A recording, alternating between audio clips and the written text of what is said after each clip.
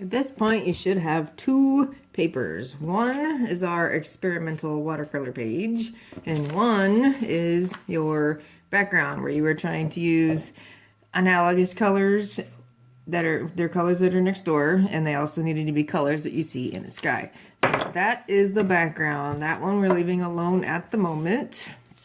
This one is the one we're going to be using.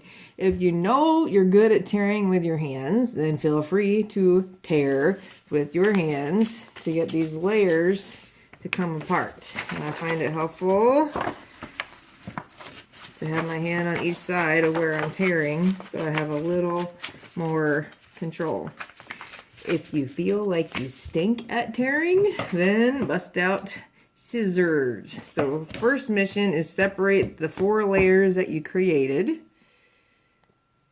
And once they're all torn apart, some of them might get turned into smaller pieces. It all depends on your background. Next, you have to decide which direction your background makes the most sense. And I think I like this part better as a sky. You're going to take your chunks that you tore up and try to figure out where they make the most sense in your picture to create a mountain scene. So yes, they're now going to overlap each other. Just figure out which direction works the best. If you need to break them up into smaller pieces so it looks like you have rocks or something by the shore, you can do that. Or if I think this lighter color makes more sense up high, like a mountain range is far, far away.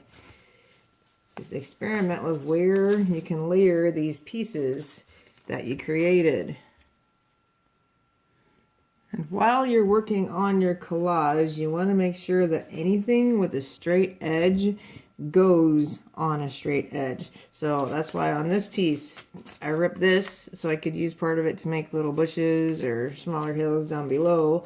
And then this corner showed, and that will look a little odd seeing, you know, some kind of angled object out in nature. So I ripped off that corner so it looks a little more natural. So plan your layers out, try to make things look like part of the Andes Mountains. Cut as needed or tear more as needed. And then when you glue, I highly recommend that you use bottle glue, and you want to start with layers that go towards the back and then work your way forward. While you're working, you may have to hold some things down for a little bit to make sure they're going to lay flat.